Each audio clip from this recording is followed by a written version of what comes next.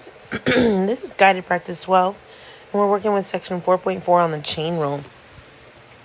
So for this one, remember that our chain rule, when we take the derivative of a function inside a function, we want the derivative of the outside function, leaving the inside function alone, times the derivative of what's inside. And you've got a couple examples here that show you what we're doing.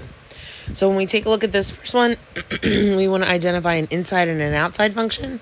The inside function within the parentheses is the polynomial, and the outside function is that -2 power.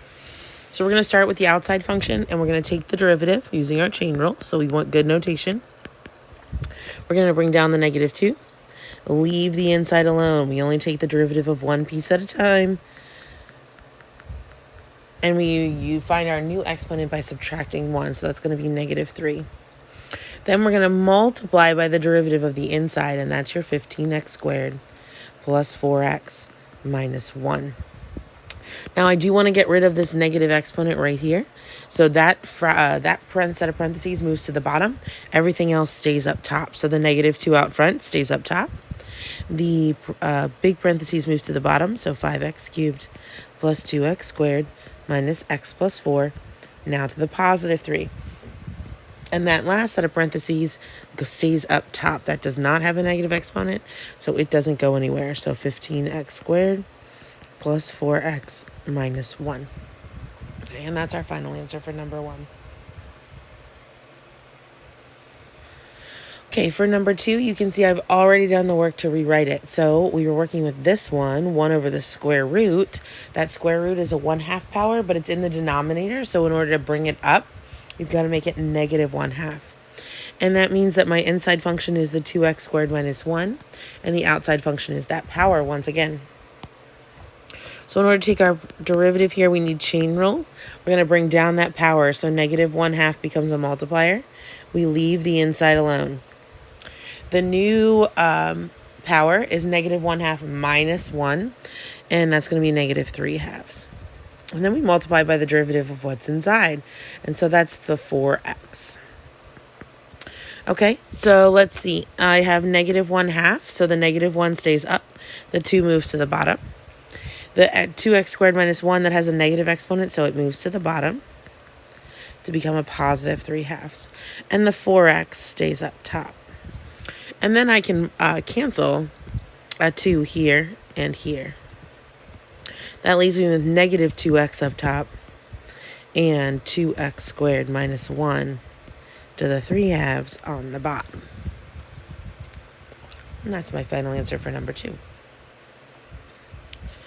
All right, number 3, I've got things combined here. So I have 2 sets of powers. So I have 2 inside functions, an x plus 1 and an x squared plus 2.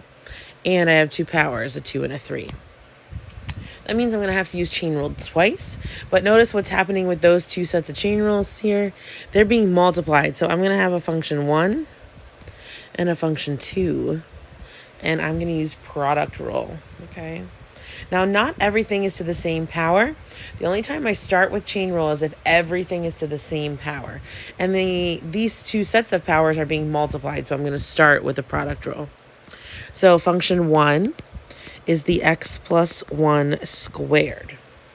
Now, when I go to find the derivative of x plus 1 squared, I have to use my chain rule. So I'm going to bring down that 2, leave the inside, and multiply by the derivative of what's inside. So that's times 1. By the way, we did decrease our exponent by 1 because 2 minus 1 is just 1. So this is just 2 times x plus 1. For function 2, we have x squared plus 2 cubed. So again, this is a composite function. I've got an inside and an outside, so I need to use chain rule to find its derivative. So we bring down our 3, leave the x squared plus 2. The new exponent is 2. And then we multiply by the derivative of the inside, which is 2x. Now, I can multiply in any order that I want. So I'm going to combine the 3 with the 2x in the back. So I'm going to make this 6x times x squared plus 2 squared. And now I'm ready to put this all together using my product rule. So I'm going 1 prime 2. So I'm multiplying these 2 together. So 2 times x plus 1 times x squared plus 2 cubed. plus. Then I'm multiplying these two together. So 6x, x squared plus 2 squared, times x plus 1 squared. Okay, now I've got things that have powers on them, so I don't want to multiply all this out, but I can actually factor this. So the first thing I'm going to look at is what are my common factors. So if I look at the number out front, I have a 2 and a 6x, and those two have a 2 in common, so I'm going to pull out a 2. Then I'm going to look at the x plus 1, and I have 1x plus 1 in the first term, and I have 2x plus 1s in the second term. In common, they both have at least 1, so I want the smaller of the two powers. So I'm going to pull out one of them. And then when I look at the last piece, the x squared plus 2, the first term has 3, the second term has 2. They both have at least 2, so that means I'm going to pull out an x squared plus 2 squared. Now, what's left over when I do that? In the first term, I've taken out the 2, I've taken out the x plus 1, and I took out 2 of the x squared plus 2's. That means there's 1 left over, so I have an x squared plus 2 left from that first piece. Plus, in the second piece, I took out the 2 from the 6x, so there's a 3x left over there. And I took out both x squared plus 2's, but I only took out one of the x plus 1, so I have one of those left. And from there, I can multiply and combine like terms in the bracket and get a nice factored form. That's going to give us x squared plus 2 plus 3x squared plus 3x. And that's going to give me a final answer of 2 times x plus 1, x squared plus 2 squared, and then 4x squared plus 3x plus 2. And we have it in a nice factored form. Now that may seem like a lot of extra work, considering after that first line, that was all simplification. But as we move forward, we're going to be trying to set these things equal to 0. And so having it in a nice factored form is going to be useful for us. Okay. Now, when we take a look at number 4, remember that I just said the only time that I start with chain rule is when I have everything to the same power. That's this situation. So in this situation, my inside function is this fraction, which means when I take the derivative of the inside, I'm going to need quotient rule. But everything is to this same outside function, so I'm going to start with the chain rule. So that means my derivative is 2/5 times everything inside stays. And my new exponent is negative 3/5. Now, what I want here is to multiply by the derivative of what's inside. And the derivative of what's inside is a quotient. So in order to find that, I need quotient rule. So I need the top, which is x cubed minus 5, and the top prime, which is 3x squared. Then we need the bottom, which is 1 minus x squared, and the bottom prime. Now, don't forget that that negative in front of the x squared makes it negative 2x. And so now we want to put it all together. So we want top prime bottoms. We want these two. So 3x squared times 1 minus x squared minus the bottom prime top. So now I have to minus negative 2x times x cubed minus 5. All over the bottom squared, 1 minus x squared squared. Now there are two things that I want to do here in terms of simplification. I've got a negative exponent right here. And so I want to make that positive. So keep in mind that negative means 1 over, and I have 1 over a fraction. And when you take 1 over a fraction, things move to the opposite part of the fraction. So I really just want the reciprocal. So the algebra here would be 2/5, and I flip this over. 1 minus x squared and x cubed minus 5. And then I can make it positive.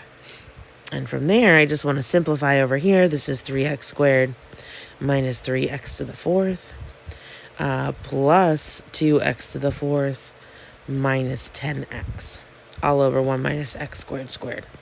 So keep in mind that I am distributing this negative and then multiplying it out. And then our last step here is just to simplify. Combine like terms. These first two pieces don't change. And we end up with negative x to the fourth plus 3x squared minus 10x all over 1 minus x squared squared. And that's my final answer. Could you do some stuff here with this piece and this piece and their powers? Sure, but it's not always worth it to go ahead and do that. So I'm going to leave it as is. All right, last one for our guided practice problems. Again, we have the square root of some kind of fraction.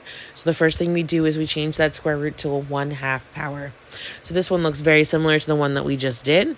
On the outside, I have a power, and on the inside, I have a fraction. So same kind of thing. We're going to do the chain rule first to manage that power on the outside. And then when we multiply by the derivative of the inside, we'll need our quotient rule. So we can start out with f prime of x. We're going to bring down that 1/2. Leave everything in the inside alone. Decrease our exponent by 1. Then we need to multiply by the quotient rule. So we're going to go over here and get our top, which is 2x squared minus 1. And the derivative of the top is 4x. Our bottom is 4x plus 3. And its derivative is 4. So when I put this together, what I want is top prime bottom. So I want 4x times 4x plus 3 minus bottom prime top. So that's this diagonal. So that's 4 times 2x squared minus 1 all over 4x plus 3 squared. Okay, so again, we're taking 1/2.